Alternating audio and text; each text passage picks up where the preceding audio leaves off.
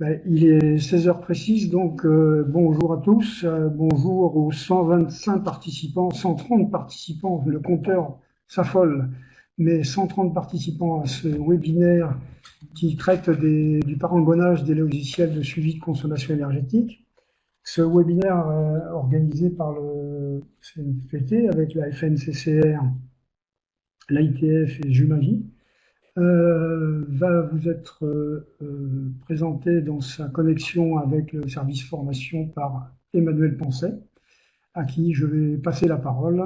Merci Jean-Pierre, bonjour à tous. Donc effectivement, ce webinaire s'inscrit dans l'offre de formation et de sensibilisation du CNFPT, donc ici sur les questions énergie-climat et notamment tout ce qui est maîtrise de l'énergie dans le patrimoine des collectivités. Donc avant que effectivement l'ITF, la FNCCR et puis donc la société Jumagie vous présente les éléments de contenu, on vous signale simplement. Et vous aurez, à travers le compte-rendu du webinaire, des éléments plus précis sur, on va dire, ces offres de formation. Donc, on vous signale dans le commentaire, je vous envoie tout de suite cela, vous verrez en bas à droite, une liste de codes de stage qui vous permettent d'accéder donc à différents contenus de formation sur les problématiques de maîtrise de l'énergie dans le patrimoine, que ce soit les bâtiments, l'éclairage public, notamment. Voilà, donc dans le compte-rendu, vous aurez des dates et des lieux, mais à partir de ces codes, vous pourrez faire des recherches plus approfondies sur le site du CNFPT et identifier des sessions de formation à venir prochainement sur des questions liées donc à la maîtrise de l'énergie. Voilà, donc je vais rendre la parole à Jean-Pierre qui va pouvoir la passer à Guillaume Perrin, je crois, qui introduit le contenu du webinaire. Bon webinaire à tous. Voilà, merci Emmanuel. Donc effectivement, tous les propos seront repris sur un enregistrement. Donc ce webinaire va être animé par 4 intervenants que je vais citer, mais qui se présenteront. Guillaume Perrin, qui est chef du service réseau de chaleur à la FNCCR. Lionel Guy, qui lui est chef du service maîtrise de la demande en énergie. Yann Gasnier, qui est président de Jumagie, et qui se présentera également, et Pierrick Desgardins, qui est à l'ITF, co-animateur du groupe Énergie Climat. Voilà, donc sans tarder, je vous passe la parole à Guillaume Perrin, qui va animer ce webinaire. Quelques instants pour vous présenter un peu le contexte de cette étude et les organismes en tour de table. Donc bonjour à toutes et à tous, je suis Guillaume Perrin, je travaille effectivement à la FNCCR. Donc dans ce webinaire, on va être en plusieurs temps. Un premier temps très rapide de présentation sur le qui a fait quoi et qui continuera à travailler sur le sujet, le cadrage et périmètre de l'analyse sur laquelle on est, l'approche qui s'est faite en 2 temps, on va le voir avec l'approche éditeur puis les retours utilisateurs, les analyses justement de points forts, de différenciation des différents outils qui ont été mis en place, et puis les conclusions, les recommandations de manière plus large qui peuvent permettre à tous les utilisateurs d'orienter leur choix sur ces différents logiciels au vu de leurs besoins.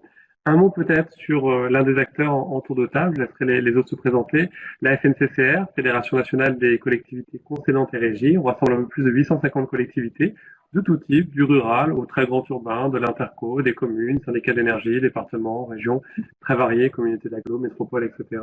En termes de typologie de collectivités, ce qui fait environ 60 millions d'habitants sur l'ensemble du territoire français. On rassemble les services publics en réseau, c'est-à-dire les réseaux électriques, réseau gaz, réseau de chaleur et de froid, l'ensemble des énergies renouvelables et de la transition énergétique, la maîtrise de l'énergie, réseau d'eau et d'assainissement et réseau numérique, avec un rôle d'accompagnement des collectivités, que ce soit effectivement en conseil politique, technique, économique, juridique, en rôle de représentation évidemment, et surtout en rôle d'animation de filière, comme on fait aujourd'hui avec la mise en place de webinaires, la mise en place de guides, de cahiers des charges, de journées d'études, de groupes de travail, etc., etc. Vous avez toutes nos publications qui sont disponibles sur notre site. On a fait cette étude avec l'ITF, je vais laisser Pierrick se présenter et présenter l'association. Bonjour à tous.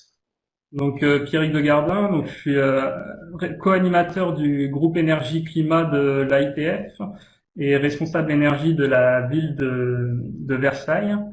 Donc l'ITF en quelques mots, donc c'est une association qui a pour but de représenter la profession d'ingénieur territorial. Donc d'apporter aussi une assistance technique aux collectivités et de dynamiser la profession par les nombreux groupes de travail qui sont au sein de l'ITF. Donc comme je vous ai dit, moi je suis co-animateur du groupe énergie-climat.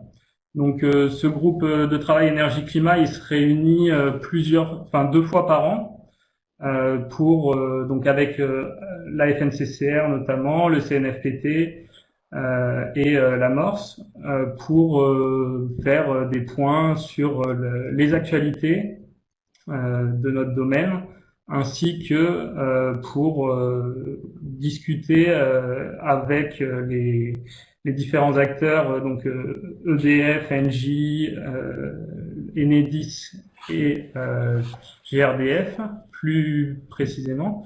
Et ensuite, on a souvent, à chaque fois, un temps de retour d'expérience d'une collectivité qui va présenter son organisation et comment il travaille. Donc voilà, on a participé à ce webinaire en apportant notre expertise de collectivité. Vous retrouvez toutes les informations sur le site. Merci Pierrick. En tour de table, on s'appuie également sur l'expertise de Jumanji. Donc Yann Gasnier, je laisse se présenter, dire un mot sur Jumanji. Oui, tout à fait. Bonjour.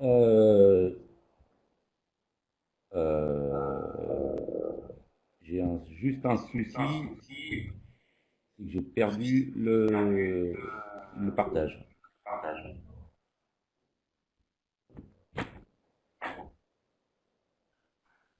Je vais essayer de vous récupérer ça. Donc, le voilà. Il est revenu. Ok, merci. À vous, Yann. Merci. Donc, bonjour. Donc, effectivement, je suis Yann Gasnier, président de la société Jumanji.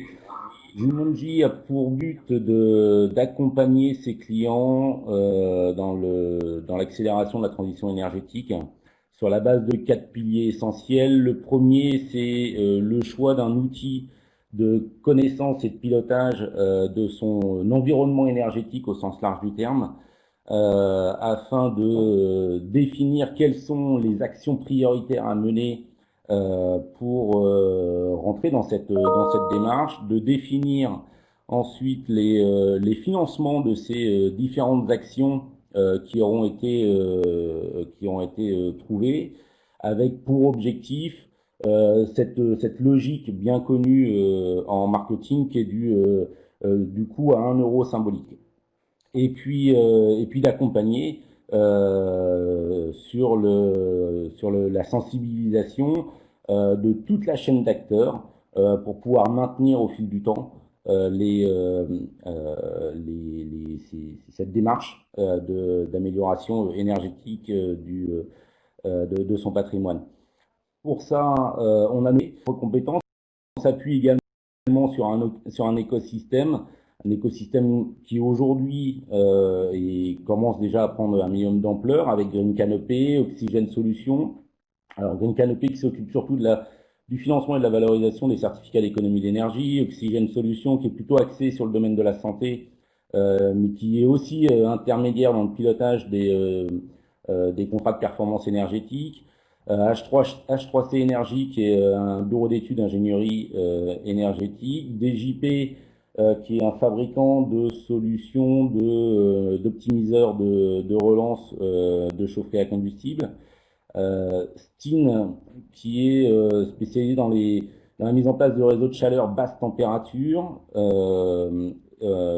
Catec qui est un installateur de solutions IoT, et E5 Consulting qui est plutôt dans l'audit et la formation côté qualité, énergie, eau, sécurité environnementale et spécialisé dans l'ISO 50001. Voilà. L'objectif, c'est de pouvoir, grâce à cet écosystème, répondre à l'ensemble des attentes et des besoins des établissements publics, tout simplement. Merci Yann. On a donc effectivement souhaité s'adjoindre les services de Jumanji pour cette étude qui se valait ambitieuse. Alors certains d'entre vous s'en rappellent, on avait déjà mené une étude de ce type-là il y a un peu plus d'1 an et demi maintenant, qui était moins ambitieuse dans son approche, qui visait à faire un état des lieux à partir d'un état déclaratif des différents sociétés qui proposaient ce type de service. Vous avez le webinaire ainsi que l'étude qui est en libre accès sur le lien qui vous a rappelé à l'adresse indiquée sur le PowerPoint. Pour cette étude qu'on a voulu plus ambitieuse, on l'a déjà mis en place de manière partenariale, de manière beaucoup plus affirmée, avec la ITF en particulier, et puis on a procédé en 2 temps. Un premier temps sur la base d'une enquête, sur le même pattern auprès de l'ensemble des éditeurs de logiciels des sociétés qui proposent ce type d'accompagnement-là, que ce soit juste un logiciel, que ce soit un accompagnement plus global également, en demandant de remplir une trame type qui va apporter un premier regard sur les fonctionnalités qui sont proposées par les différents outils et l'accompagnement qui est mis en place. Vous allez voir dans la première partie de ce webinaire-là. Ensuite, en second temps, qui a été assez important en termes de temps passé évidemment, mais c'était nécessaire pour bien faire coller effectivement les retours, attentes, compréhension des différents utilisateurs sur les logiciels qui ont été développés sur la base justement effectivement de ce qui était déclaré juste avant. Donc c'est vraiment l'entretien client de manière à enrichir ce premier retour et précisant les usages et perceptions des outils. Vous le verrez, on a en termes de timing travaillé dur au début de cette année sur ce sujet-là avec l'ensemble des différents acteurs autour de table qui se sont présentés. D'abord pour recenser les acteurs les plus présents, parce qu'effectivement, les accompagnements de ce type-là, il y en a un nombre assez important. On a essayé de sérier par rapport à ceux qui émergeaient le plus, dont les noms revenaient le plus chez les collectivités. On a travaillé effectivement sur ce questionnaire fonctionnel auprès des éditeurs qui permet de mieux cerner leurs déclaratifs et leur avancée, développement d'outils, des options qui sont possibles, en travaillant sur une demande également de liste de références. Donc les références qui ont été interrogées, ce sont les références qui ont été proposées par les éditeurs des logiciels de manière à pouvoir apporter leur retour d'expérience en tant qu'utilisateur à ce niveau-là. Ce n'est pas un choix AITF, FNCCR, c'est bien un retour des éditeurs sur le choix de la liste des références qui nous a permis, du coup, côté client, d'avoir le retour sur la base d'entretien téléphonique avec un certain temps passé dessus selon la base des références qu'on a pu avoir de manière à recueillir les retours, ressentis et axes justement de discussion des différents utilisateurs.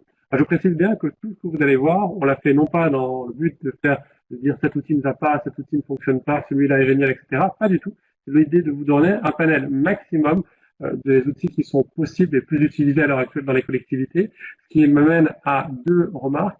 La première, c'est que cet état des lieux, c'est une photo à un temps T, donc évidemment cet état des lieux, il est à prendre en tant que tel, autre avis au cours des prochains mois évidemment, mais c'est l'état d'une situation donnée.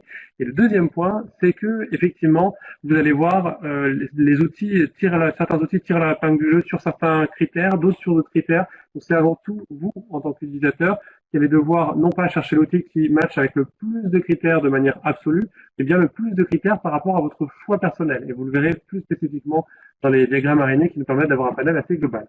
J'ai déjà beaucoup parlé, et je vous propose de passer la parole directement à mon collègue Lionel Guy avec Yann Gasnier, que vous avez vu tout à l'heure, qui va justement vous faire état de ce premier retour et des perspectives d'échange et de dialogue qu'on voit pour la suite. Très bien, bonjour à toutes et tous. Donc on va commencer, on va poursuivre ce webinaire en rentrant dans le vif du sujet et en présentant le périmètre d'analyse et le cadrage général de l'étude. Simplement une consigne pour commencer. On a séquencé le webinaire en 5 parties et on prendra à la fin de chaque partie 5 à 10 minutes pour poser toutes les questions. J'aurai la lourde charge de faire le gardien du temps et de poser toutes les questions. Donc, posez toutes vos questions dans le chat. Je ne sais pas si vous m'entendez. Et je vais laisser la parole à Yann pour cette première partie sur les périmètres d'analyse. Oui, effectivement. Oui. Alors, comme le disait Guillaume, nous avons essayé de regarder quels étaient les opérateurs qui étaient présents chez les adhérents de l'AITF et de la FNCCR. On avait relevé 9 éditeurs qui semblaient correspondre aux utilisations, donc à qui on a fait cette demande. Il s'avère que sur les 9 éditeurs, et je vous expliquerai pourquoi après, 6 seulement ont été exploitables. Donc vous avez la liste sur la gauche de l'ensemble des éditeurs qui ont été consultés, en sachant que OSE Cirisea est la solution en place aujourd'hui au CIGEF CIPEREC, et donc il n'y a qu'un seul client qui utilise cette solution. C'est pour ça que plus d'entrée, même s'il a été consulté, on n'a pas pu en faire l'analyse aussi pertinente que le reste. Ce qui est intéressant, comme on l'a évoqué, c'est que on a demandé effectivement leur avis aux éditeurs et on leur a aussi demandé de nous donner une liste de références pour qu'on puisse avoir ce retour utilisateur. Et là, on était très contents puisqu'effectivement, il s'avère que nous avons eu au total 129 références et sur ces 129 références, une centaine de retours d'expérience exploitables, ce qui nous donne quelque chose de particulièrement représentatif. On vous laissera les diagrammes. En bleu, vous avez les références en tant que telles, et en orange, celles qui ont été exploitables et donc exploitées dans leur ensemble. Dans le détail, sur ces références, on a eu plus de 70% qui concernaient des établissements publics, près de 30% qui étaient dans le privé. Là aussi, je vous laisserai l'analyse du privé si vous le souhaitez. Ce qui nous intéressait, nous, c'était les contacts publics. Et là, il se trouve que plus de 90% des références qui nous ont été transmises sont représentatives des adhérents, puisqu'ils concernent les syndicats d'énergie, les conseils départementaux, régionaux ou les collectivités locales. Plus dans le détail, il se trouve que 42% des 12 conseils régionaux métropolitains sont représentés, près de 15% des conseils départementaux, 37% des 22 métropoles qui sont sur le territoire et 47% des 80 syndicats adhérents, syndicats d'énergie adhérents à la FNCCR.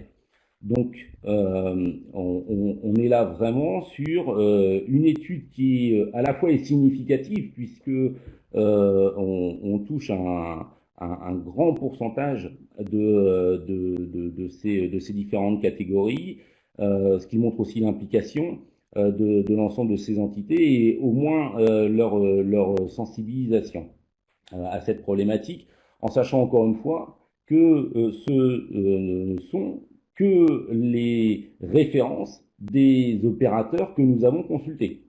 Et les références que les opérateurs ont bien voulu nous transmettre, ce qui ne veut pas dire que le marché se restreint à ça.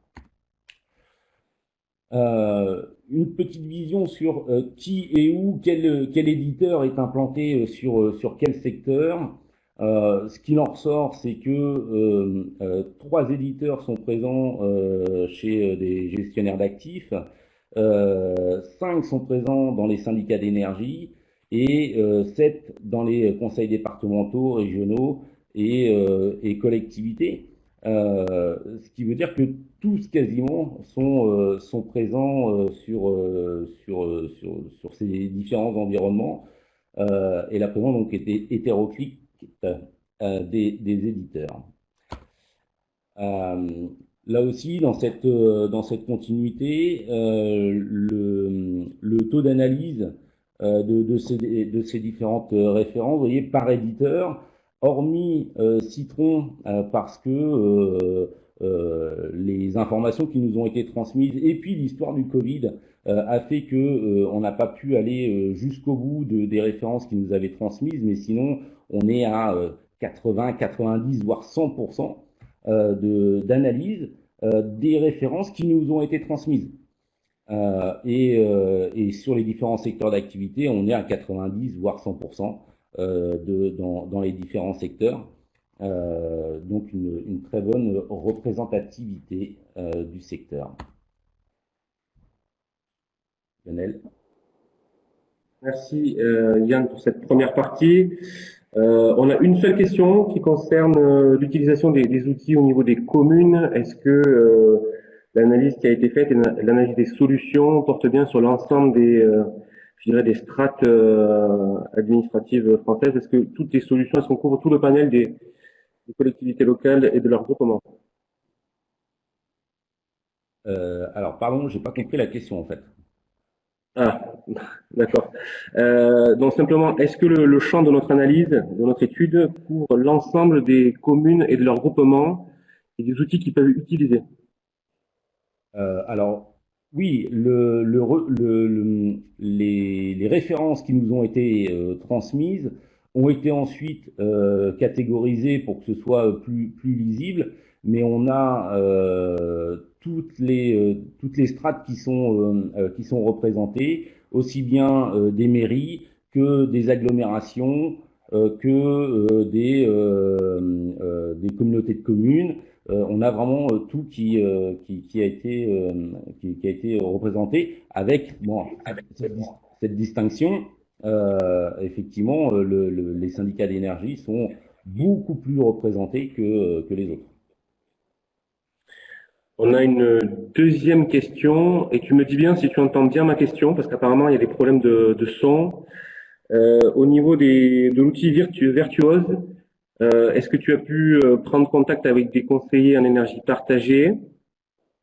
Et si oui, rappelez également la méthodologie d'enquête, mais on y reviendra après sur la partie utilisateur, mais c'est bien des références que les éditeurs de solutions nous ont fournies, qui ont été analysées. Exactement, et c'est là toute la difficulté, c'est que on est sur du déclaratif, et ça a été notre volonté, c'était d'attendre, enfin de s'appuyer sur ce que les éditeurs nous transmettaient. Il se trouve que et Virtuose et Sobre nous ont transmis des références sans nous mettre les coordonnées de ces interlocuteurs. Donc l'analyse a forcément été faussée par cette démarche. Donc très bien, il y a d'autres questions qui concernent les utilisateurs, mais je te propose de les aborder dans la partie 3, qui suivra celle des éditeurs, et je te propose de passer à la partie suivante sur les éditeurs de solutions. Ok. Donc, concernant les éditeurs, donc toujours sur cette logique de déclaratif, on a posé les mêmes questions à l'ensemble des éditeurs de manière à avoir la même typologie de réponses. Il en ressort que hormis Énergisme qui bénéficie d'une antériorité bien plus ancienne, toute la moyenne de ces entités a à peu près 5 ans. Donc elles sont toutes très jeunes. Et même Énergisme, on peut l'intégrer dans cette nouvelle mouvance, puisque en 2015-2016, il y a eu une évolution, un changement de propriétaire et une évolution technologique qui fait que aujourd'hui on se retrouve finalement avec des entités qui sont très jeunes. Si on y associe le principe et le mécanique du retour d'expérience, ça veut dire que les utilisateurs que nous avons pu interroger ont déjà au moins 1, 2, voire 3 années d'expérience, ce qui veut dire que toutes ces entités étaient très jeunes au moment où ça a été mis en place. Je passe sur les grandes lignes, sur les grandes questions que vous pourrez détailler par la suite, sur lesquelles on va retrouver les adhérences à différentes organisations. Tout le monde fait partie de l'IFPEB, de la SBA et de la T2E. Donc c'est pas forcément significatif. Le modèle économique reste essentiellement le même. On a un coût forfaitaire de mise en place et ensuite un abonnement mensuel.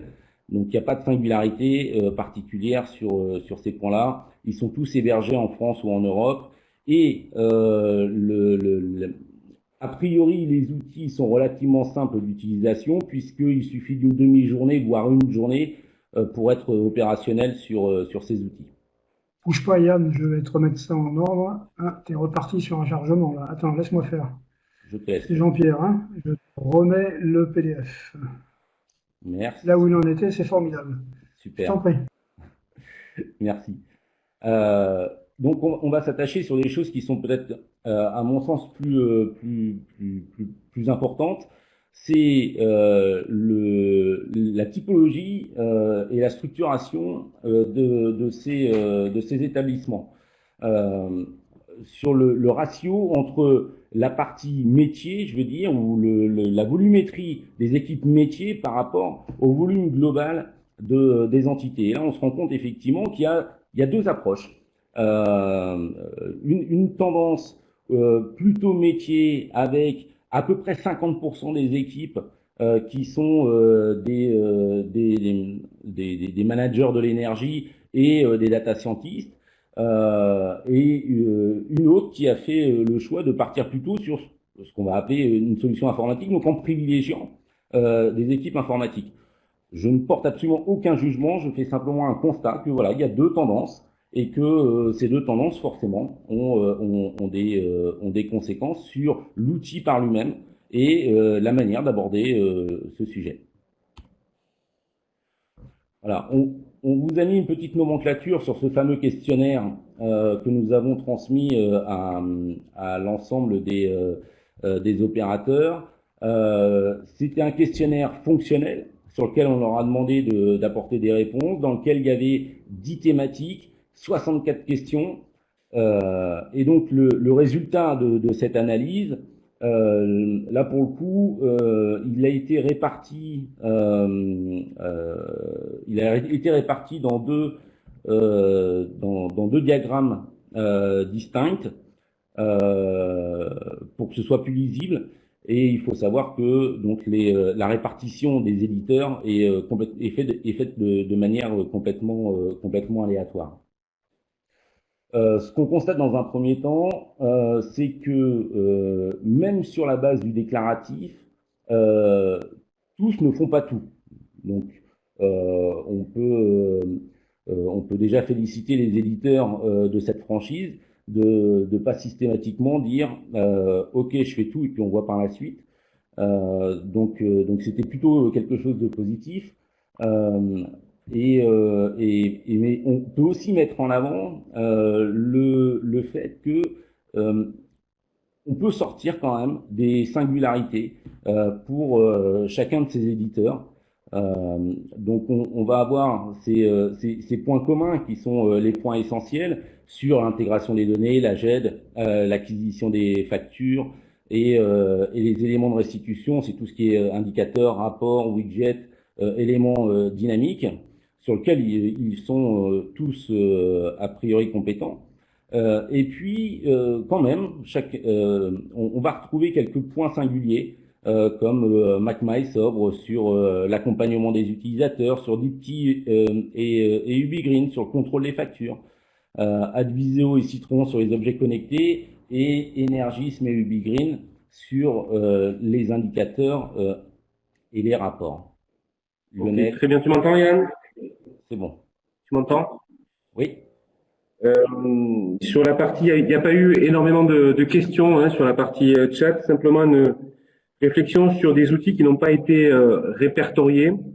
Alors, je rappelle quand même que dans le processus que nous avons mis en place, nous avons contacté un certain nombre d'éditeurs.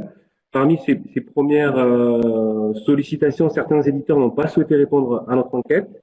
Nous avons reçu 9 réponses d'éditeurs qui ont répondu, et sur ces 9 réponses, il y en a 6 qui étaient véritablement exploitables, notamment pour la qualité des réponses à ce questionnaire que nous avons vu, que Yann a présenté, et surtout sur les références ensuite que nous leur avons demandé. Je voulais peut-être juste revenir, Yann, sur la diapo précédente, sur les diagrammes araignées, et je voudrais quand même repréciser que notre enquête ne vise pas à donner une note et des bons points et des mauvais points à telle et telle solution de logiciel, et on le verra dans les conclusions, mais l'idée c'était vraiment de montrer que ces solutions ont des caractéristiques différentes et qui vont adresser des besoins différents au niveau des collectivités. C'est bien comme ça qu'il faut lire cette diapositive et non pas sur un comparatif entre solutions. Je te laisse la main. Oui, et j'irai même encore plus loin. Là, il ne s'agit pas d'une analyse que nous avons faite. Il s'agit d'un questionnaire, d'ailleurs, qui vous sera transmis en annexe. Le questionnaire en tant que tel, pas les réponses, mais le questionnaire en tant que tel, qui vous sera transmis en annexe. C'est un questionnaire que nous avons soumis à l'ensemble des éditeurs, et c'est le résultat des réponses que les éditeurs nous ont apportées. Voilà. Côté utilisateur, en introduction, je voudrais préciser effectivement que la donnée ne s'invente pas, qu'un projet a plusieurs étapes et que même si certaines peuvent se faire en parallèle, on ne peut pas prétendre vouloir faire de l'intelligence artificielle ou du prédictif si on n'a pas la qualité des données en amont. Donc il est important d'avoir en tête toute cette chaîne de valeur pour bien définir son projet, parce que la conséquence, c'est les délais de mise en place. Et sur ces délais de mise en place, donc on les a classifiés en 3 catégories: 3 mois, enfin moins de 3 mois, aux alentours des 6 mois et 12 mois et plus. Le résultat de cette analyse, c'est que le cœur de cible de la FNC, enfin des adhérents de la FNCCR et de la ITF, que sont les syndicats d'énergie, les collectivités et les conseils départementaux et régionaux, le résultat, c'est que pour mettre en place ces solutions, il faut de 6 mois à 1 an, enfin 1 an et plus, et plus de 50% de ces mises en place se fait au-delà de 12 mois. Pour que le projet soit opérationnel, c'est-à-dire d'avoir une plateforme qui est exploitable. Ce qui me permet ou ce qui me dit de donner deux cartons rouges en tout bien tout honneur. Le premier, il s'adresse aux donneurs d'ordre pour leur dire que ça ne sert à rien de mettre dans un dossier de consultation que la plateforme doit être opérationnelle en 2 mois, parce que c'est juste pas possible. Et puis le deuxième carton, il est bien entendu pour les éditeurs qui disent oui, qui disent oui, effectivement, on va le faire en 2 mois, alors qu'ils savent pertinemment que ce sera pas possible. Il y a des raisons à tout ça, effectivement, c'est que les périmètres sont différents, et pour les syndicats d'énergie, il est clair que lorsqu'on a 10 000 points de livraison à mettre en place, forcément ça se fait pas dans le même temps que une collectivité qui a une soixantaine ou une centaine ou même 200 points de livraison à mettre en place. Donc il y a forcément des délais qui sont plus importants pour ces syndicats d'énergie. L'autre raison, c'est les méthodes de réconciliation qui sont complexes, parce que autant il est facile de suivre des factures émanant de points de livraison, point barre, autant lorsqu'il faut associer ces 3000 points de livraison ou même 500 points de livraison à 400 sites ou bâtiments, forcément c'est un peu plus complexe. Et puis les autres raisons, c'est la complexité des projets en tant que tels. C'est-à-dire qu'il y a d'un côté le souhait de vouloir suivre uniquement des factures, et puis il y a des projets qui sont beaucoup plus complexes, comme aller instrumenter des bâtiments et remonter cette information de l'instrumentation, de les croiser avec les données de facture. Donc forcément, c'est plus difficile et plus délicat. Et puis, le gros point qui en ressort également, c'est la qualité des supports de la part des éditeurs. Plus votre éditeur sera en mesure de vous accompagner, plus vite vous serez en mesure de pouvoir mettre en place votre solution dans des délais qui sont raisonnables. Ok, les grandes tendances en fonction des différentes catégories, c'est effectivement pour les syndicats d'énergie, c'est l'organisation, le pilotage, la gestion des adhérents, l'intégration des données patrimoniales aux adhérents, et c'est là où ça devient un peu plus complexe, et l'accompagnement dans la performance énergétique. Pour les collectivités locales, il en ressort un besoin de connaissance de leur patrimoine, de la définition de ce qu'est le patrimoine énergétique, et d'aller ensuite vers l'optimisation des contrats, des factures, la performance énergétique et pour les plus avancés, le contrôle des productions énergétiques. Pour les ELD, on est sur une approche qui est légèrement différente, avec une connaissance de leurs outils de production et de distribution et la diffusion des informations financières qui y sont associées. Et pour les collectivités territoriales, on reprend la connaissance des dépenses énergétiques, mais diffus. Alors, ce que j'entends par collectivité territoriale, c'est plus les conseils départementaux, les conseils régionaux, qui sont sur une vision un peu plus large, ou avec des contraintes supplémentaires, puisque la plupart du temps, ce n'est pas leur propre patrimoine, ou en tout cas, ils ne sont pas maîtres des contrats du patrimoine qu'ils pilotent. Et puis, l'analyse des usages, bien entendu. Alors, l'utilisation des systèmes d'information. Là aussi, c'est le retour des utilisateurs sur ce qu'ils font de leur plateforme. Donc, par catégorie, il se trouve il en ressort que à ce jour, sauf de manière marginale, c'est essentiellement les syndicats d'énergie qui utilisent les fonctionnalités de pilotage de marchés groupés. Mais sur les grandes tendances, ce qui est mis en avant et ce qui est exploité, c'est la fiabilisation et la complétude des données. Les données GRD au sens large, c'est-à-dire Enedis et GRDF, l'utilisation et l'exploitation des indicateurs et surtout le module d'administration. Et puis ce qui n'est pas utilisé, ce sont les simulations budgétaires, les analyses comptables, l'utilisation de services additionnels et le suivi des contrats de performance énergétique. Encore une fois, ce n'est pas parce qu'ils ne les utilisent pas que les logiciels ne le font pas. C'est dans leur phase de progression, aujourd'hui, les utilisateurs n'utilisent pas ce type de fonctionnalité.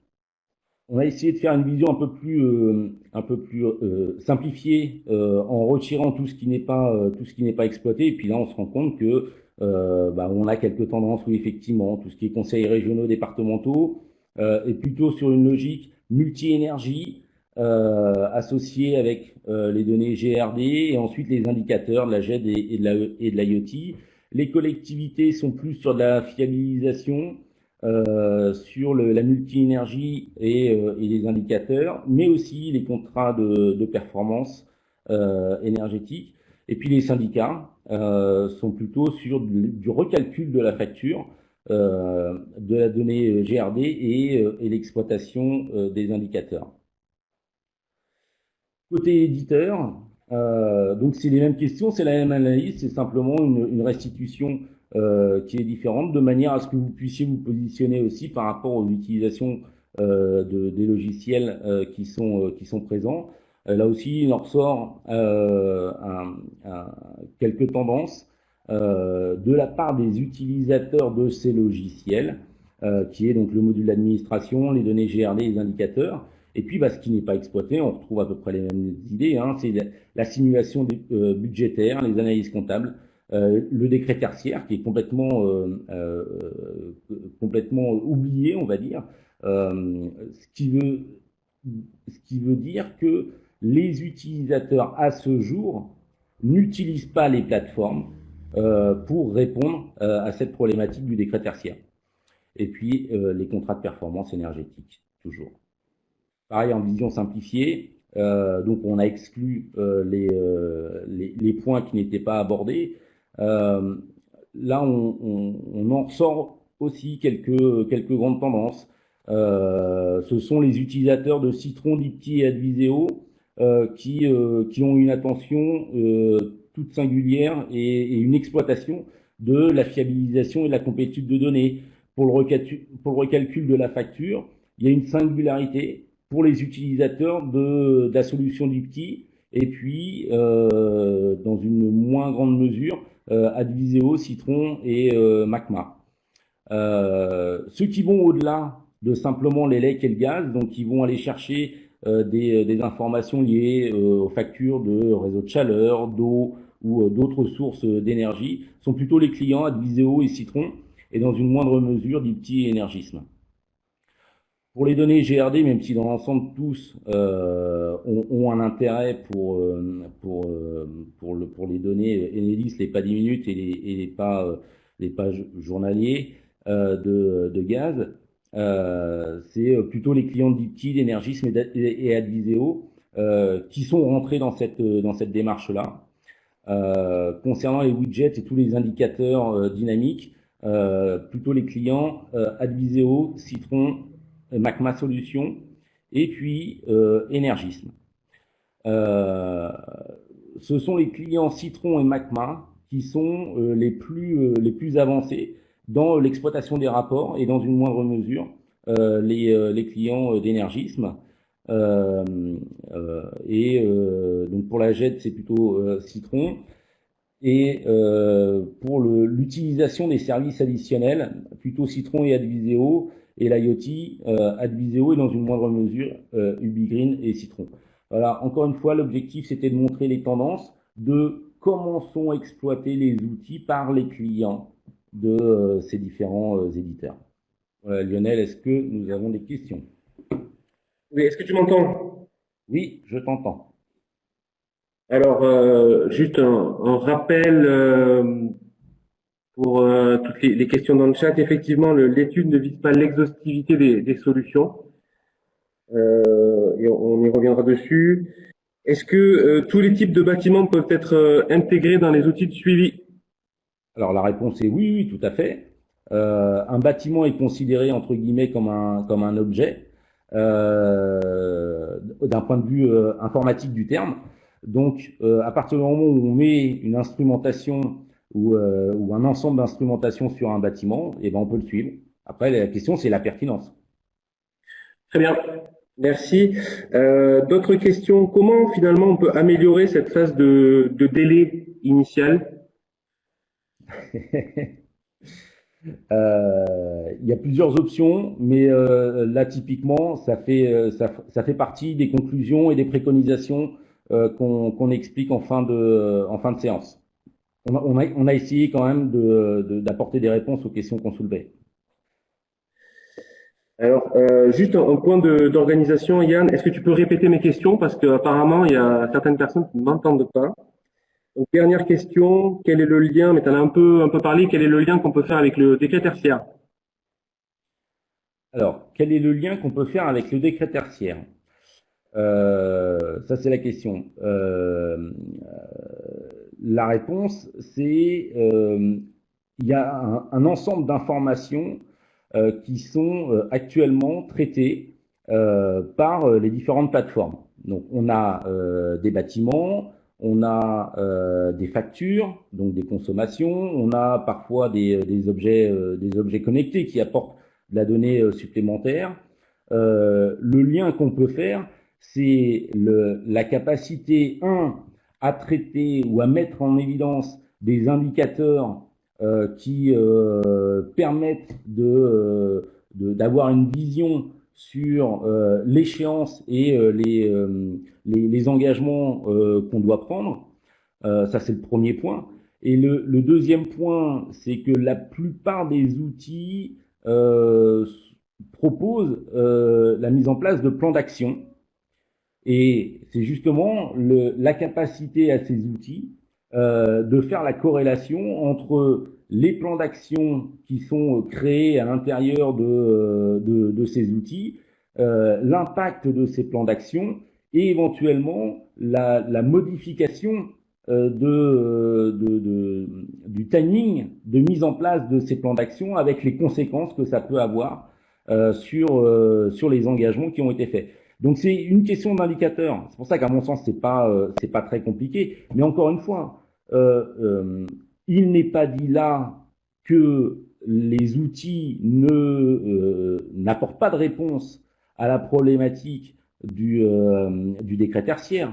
Il est simplement dit là que à ce jour et au vu des questions que nous avons posées aux utilisateurs actuels, les utilisateurs n'utilisent pas les outils, enfin n'utilisent pas les plateformes pour répondre à leurs problématiques liées au décret tertiaire. Comme le disait Guillaume en introduction, l'objectif de cette analyse n'est absolument pas de porter un jugement sur les différentes plateformes qui sont proposées. L'objectif de cette analyse, c'est de faire une restitution sur la manière dont sont utilisées les plateformes à ce jour.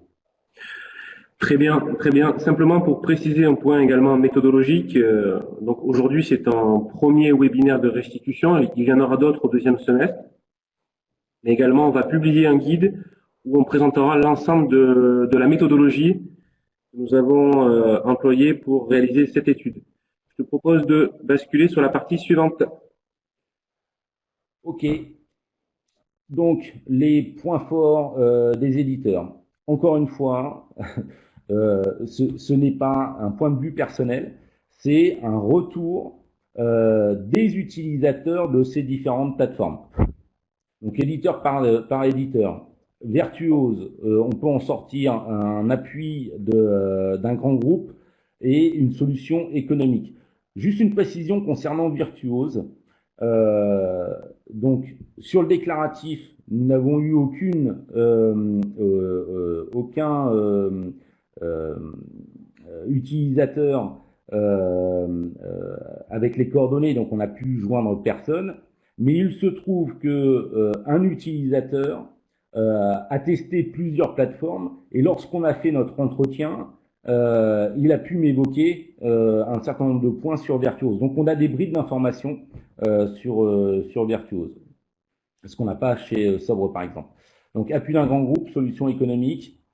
Concernant Macma Solutions, c'est leur outil Weka, qui est pour le pilotage des marchés groupés, qui est un outil complètement singulier qui se met en place très rapidement et qui est immédiatement opérationnel.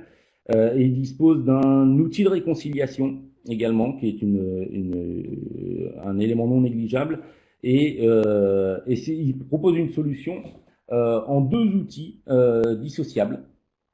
Voilà. Concernant UbiGreen, c'est celui qui a la plus grande antériorité et c'est une solution complète qui va du traitement de la facture jusqu'aux objets connectés.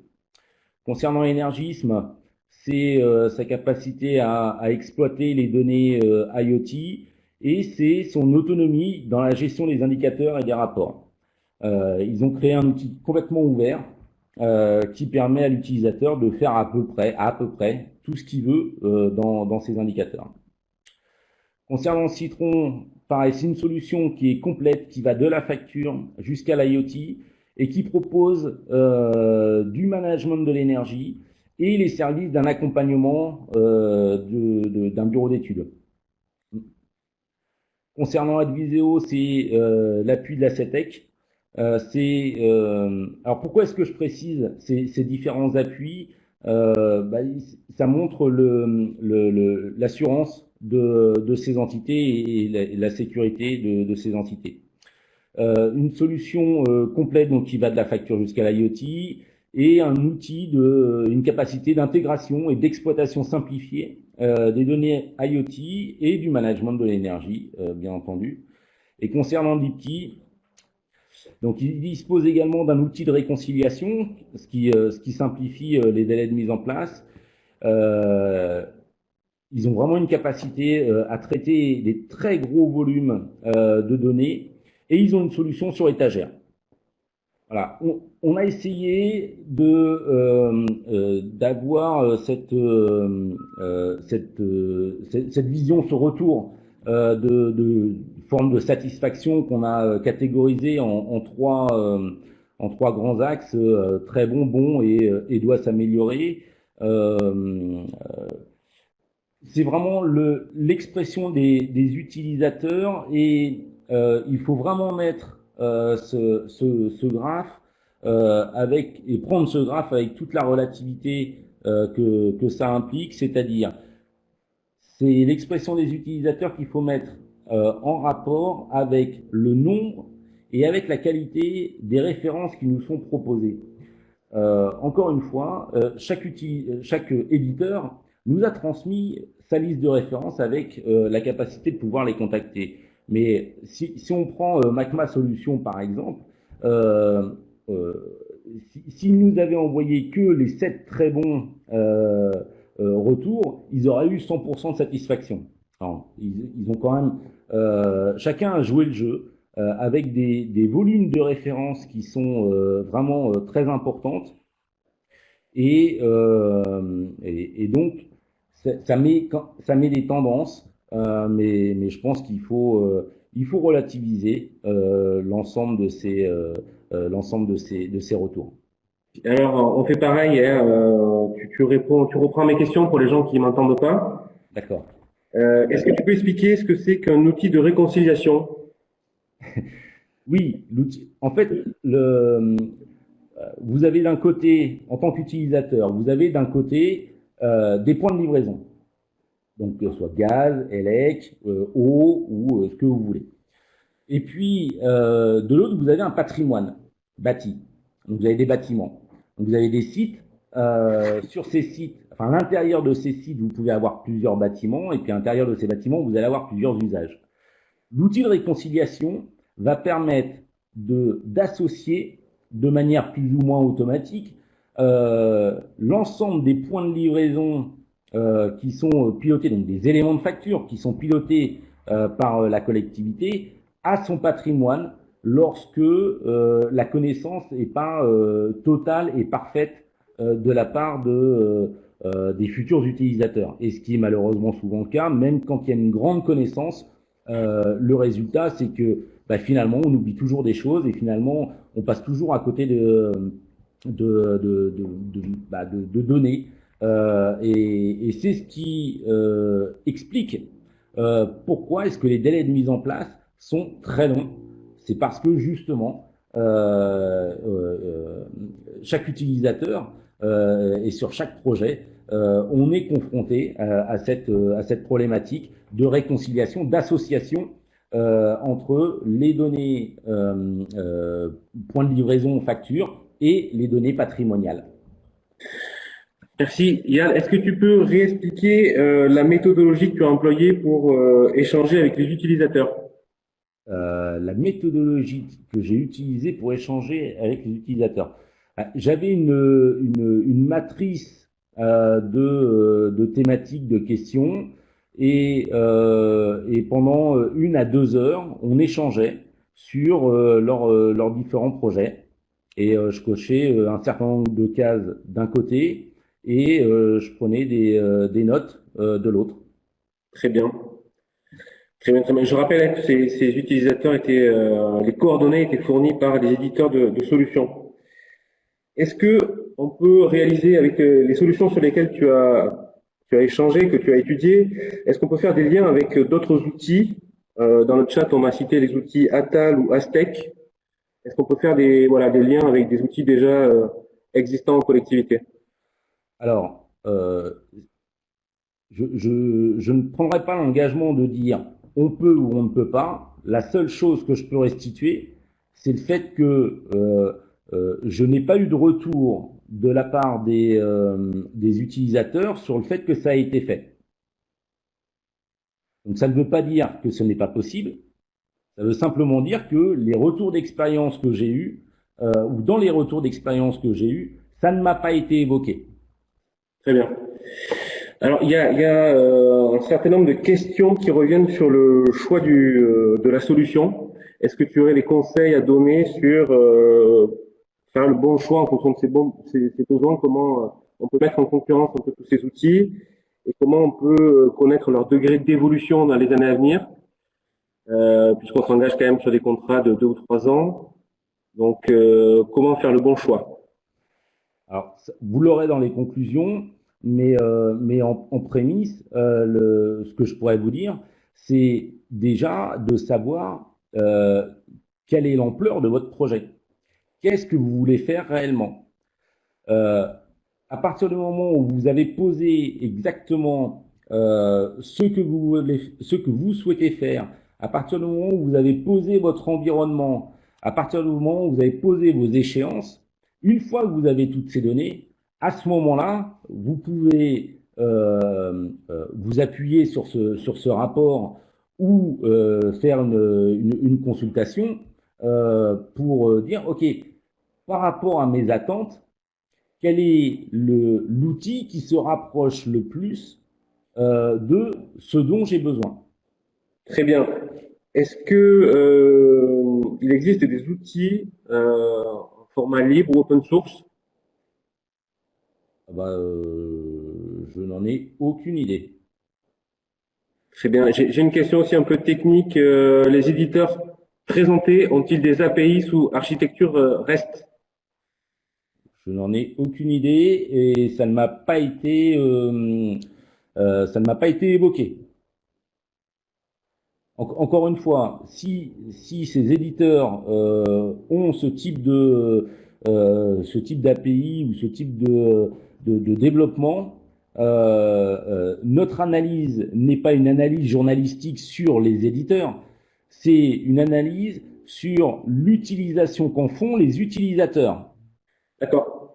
Est-ce que, au-delà du suivi des consommations et du suivi facturation, est-ce que tu as vu des outils qui permettent de faire de la programmation pluriannuelle des investissements, d'avoir véritablement un outil d'investissement à dispo des collectivités? Ça ne m'a pas été retranscrit. Très bien. Et pour également répondre un peu à ces questions-là, je rappelle qu'on n'a pas cherché l'exhaustivité des solutions, que ce travail est un travail à la SNCCR notamment, est un travail de longue date qui sera poursuivi dans les années à venir. Donc on va petit à petit ouvrir notre champ d'analyse sur les outils utiles aux défis tertiaires, les outils qui permettent de faire de la programmation pluriannuelle d'investissement. Donc c'est une étude étape qui sera amenée à se renouveler d'année en année.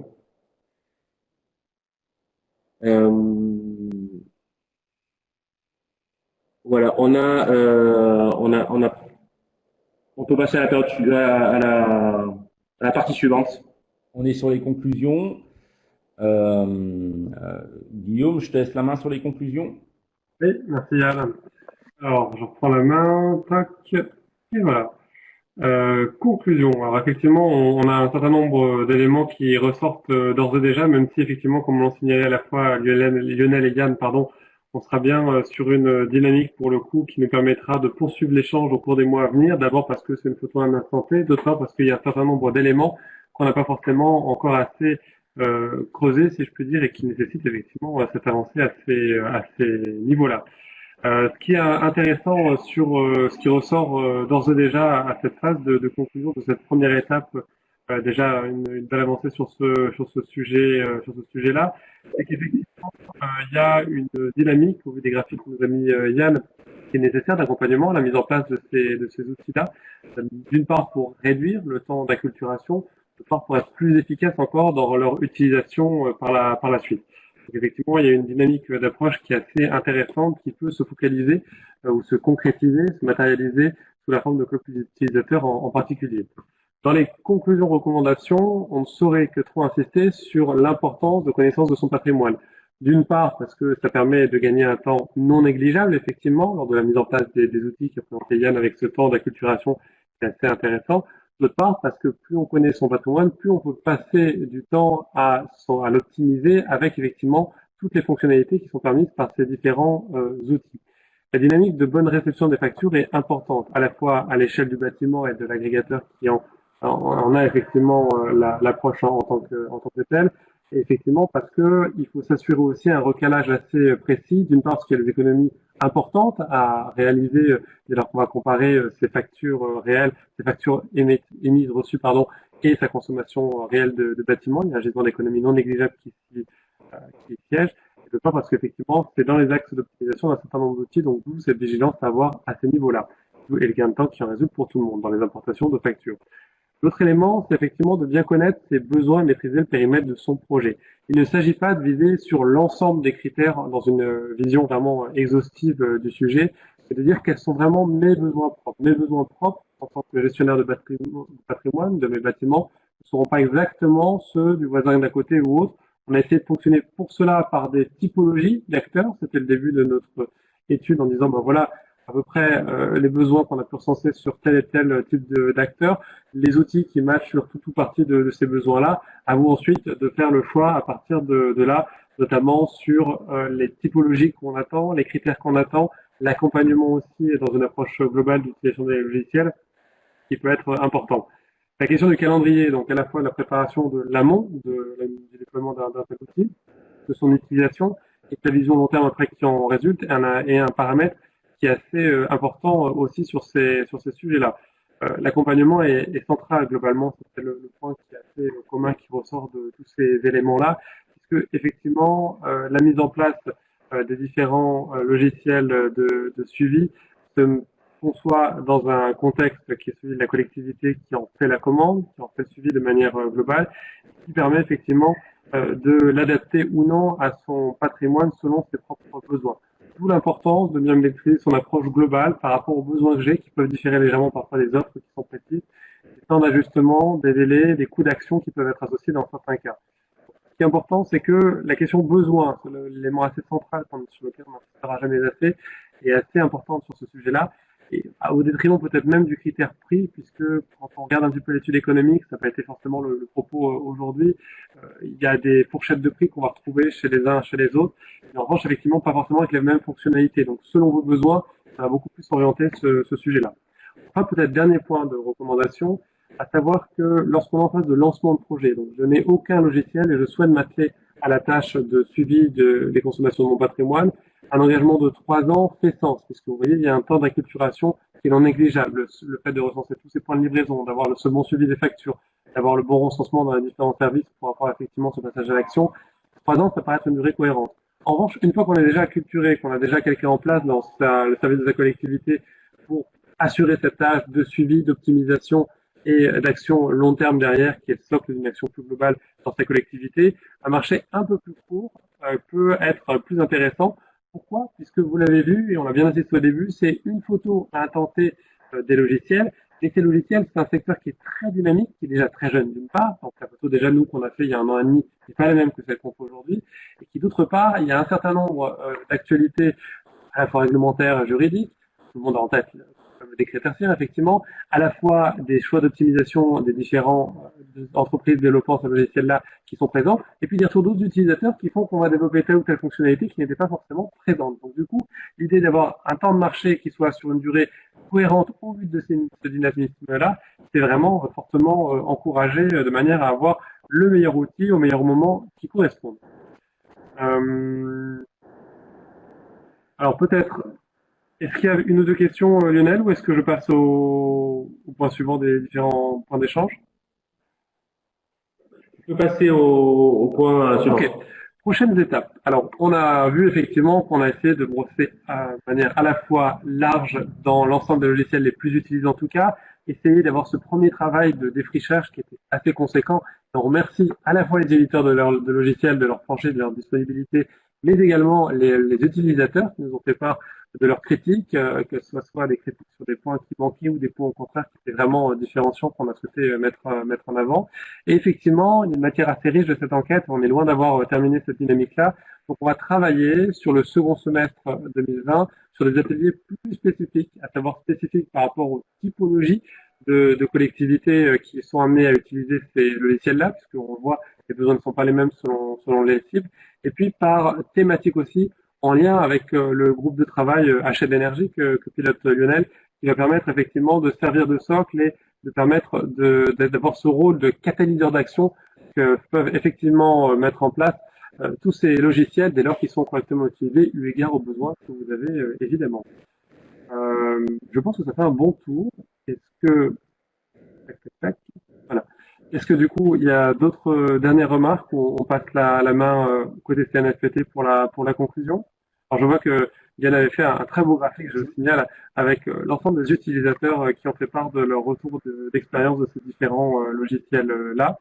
Vous avez effectivement différentes annexes qui seront disponibles à la suite de ce webinaire-là sur la page dédiée qui vous permettra d'une part de revoir le replay, d'autre part de revoir effectivement les supports qui ont été utilisés et puis l'ensemble des liens vers les solutions qu'on a pu utiliser et présenter lors de ce webinaire-là.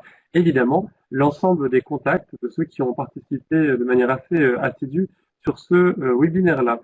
S'il n'y a pas d'autres questions, je vois qu'il y a quelques mouvements dans le chat, pardon.